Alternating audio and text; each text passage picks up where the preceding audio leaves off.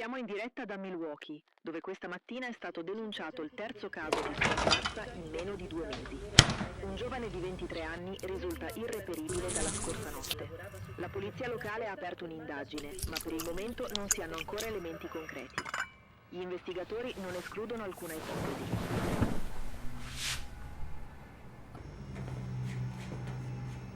Agenti di polizia bianchi sono accusati di aver pestato il loro collega. Lunedì notte la vittima dell'aggressione, che lavorava sotto copertura, è stata fermata su un veicolo per una violazione del codice. Ciao.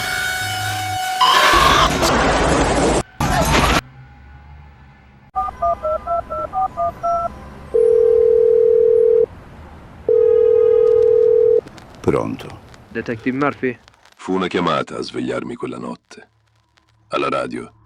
Hanno arrestato un ragazzo agli Oxford Apartments. Caos. Nessuno sapeva cosa dire.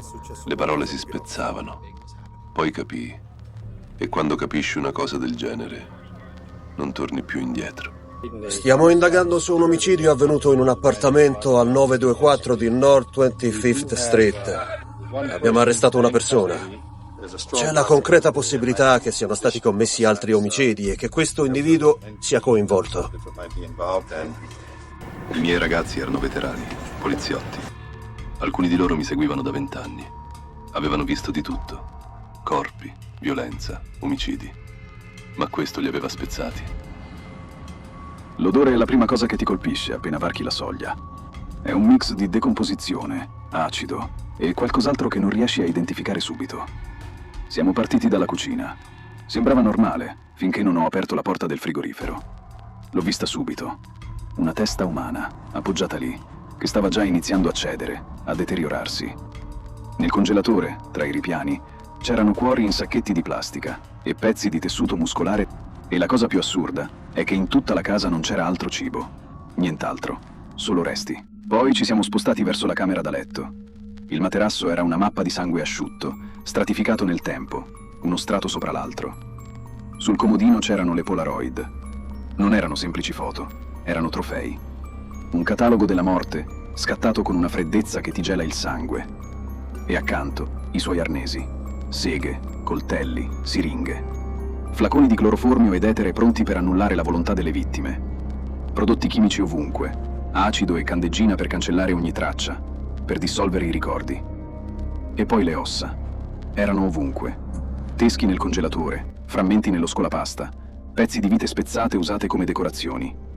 Ma è stato quel fusto blu in un angolo a darmi il colpo di grazia. 200 litri di plastica. Un brodo nero di tutto ciò che quelle persone erano state. È lì, in quel preciso istante, che ho capito che aspetto ha il male. Dahmer non stava solo uccidendo. Stava collezionando. Stava costruendo un santuario. Mi chiamo Vernell Bass e vivevo nell'appartamento davanti a Jeffrey Dahmer. Gli agenti ci hanno detto che dovevamo evacuare il palazzo. Ho visto che c'erano tanti poliziotti nell'appartamento di Jeff. La prima cosa che ho detto è stata: Jeff sta bene? E un agente mi ha risposto: sì, il bastardo sta bene. E mi sono chiesto perché avesse usato quell'espressione. Portavano via delle cose dall'appartamento di Jeff. E la gente ha detto ne aveva 11. Ho chiesto 11 cosa? E lui mi ha risposto: abbiamo trovato 11 cremi. Lo abbiamo portato giù al dipartimento che era quasi l'alba.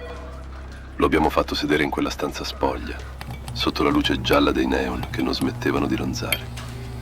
Mi aspettavo un mostro, un animale che ringhiava, invece avevo davanti un uomo calmo, fin troppo calmo. Si è seduto lì, con la schiena dritta, le mani intrecciate sul tavolo di metallo. Ha iniziato a parlare con una voce piatta, monotona, come se stesse leggendo la lista della spesa. Erano nomi, date, dettagli su come li aveva attirati. La caccia in sé mi eccitava. Non sapere mai chi avrei incontrato, quanto sarebbe stato attraente, quanto ci saremmo divertiti. Uccidere era un mezzo per arrivare a un fine. Volevo solo che quella persona fosse sotto il mio totale controllo. Non dover prendere in considerazione i suoi desideri. Poterla tenere con me quanto volevo.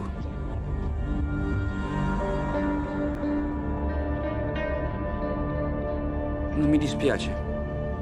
E questa è la cosa buffa. Mi chiamo Dennis Murphy. Ero un detective della sezione omicidi. Quella che segue è la registrazione dell'interrogatorio di Jeffrey Dahmer. Ho interrogato Dahmer per 66 ore. E ogni volta approfondivamo sempre più quello che aveva fatto e come l'aveva fatto. Si ricordava tutto, anche la prima vittima. Ha detto il primo non si scorda mai.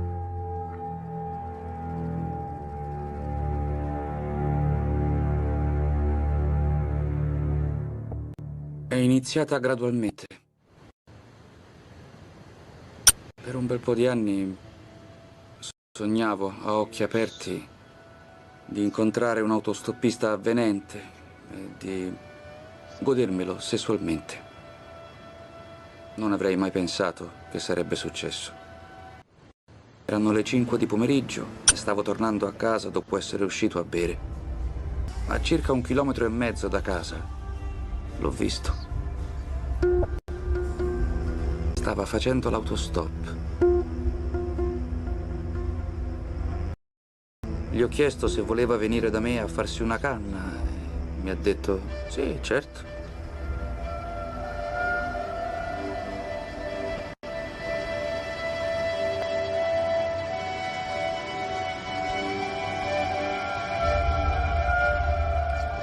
Dahmer mi disse: eravamo lì a bere birra e ascoltare musica. Poi Steven si è alzato, voleva andarsene. Jeffrey non poteva accettarlo. Mentre il ragazzo gli dava le spalle, ha afferrato il bilanciere. Un colpo solo. Freddo. Da quel momento, Steven non lo avrebbe più lasciato solo. Dahmer lo ha detto senza battere ciglio. Voleva che Steven restasse, così lo ha fermato con quel bilanciere. Ma il ragazzo respirava ancora. Allora ha usato le mani. Lo ha strangolato finché non è diventato un oggetto.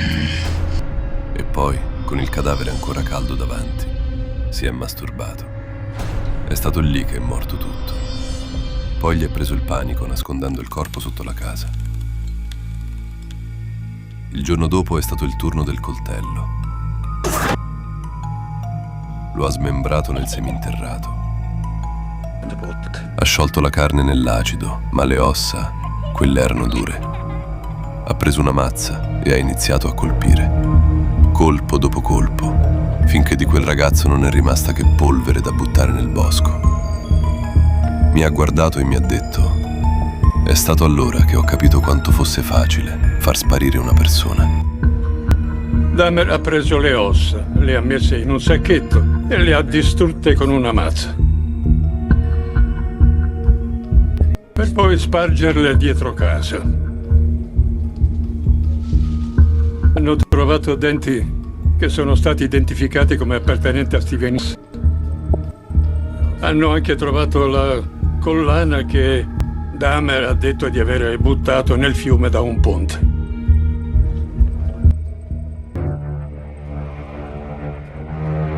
Jeffrey Dahmer uccide per 17 volte. Tutte le vittime sono state narcotizzate, violentate, fatte a pezzi, a volte sciolte nell'acido, altre conservate in un grosso congelatore, altre ancora fatte sparire. Erano quasi tutti ragazzi di colore.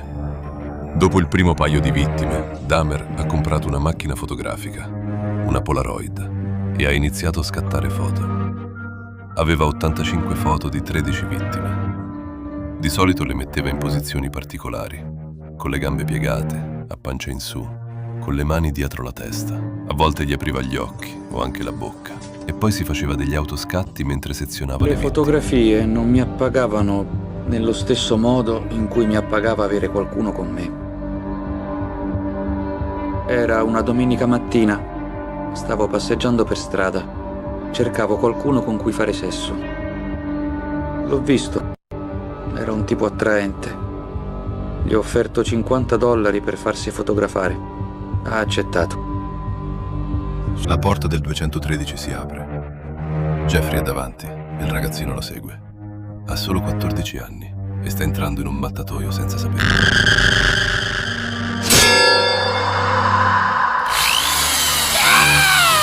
E fa poi con una siringa. Era solo un'ossessione, poi ho cercato di tenere in vita una persona trasformandola in zombie.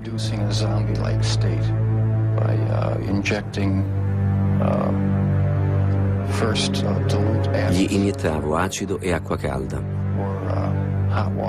ma non ha funzionato. Dahmer esce, compra dell'alcol, torna e trova le volanti. Il ragazzino è fuori, nudo, drogato, chiede aiuto con gli occhi. Ma Jeffrey non batte ciglio, mente, ride. E la polizia? Lo aiuta a riportare la preda in gabbia. Gli stringono la mano, gli voltano le spalle e se ne vanno. Lo hanno riconsegnato al suo boia. Fine dei giochi. Jeffrey è in strada, a caccia. 3 ragazzi ridono, ma lui ne punta solo uno. Tracy Edwards. $100 per qualche foto, una birra e un biglietto per l'inferno. Entrano nel 213. La porta si chiude e l'odore di morte ti schiaffeggia. Gli porge un drink. Dentro c'è l'Alcyon.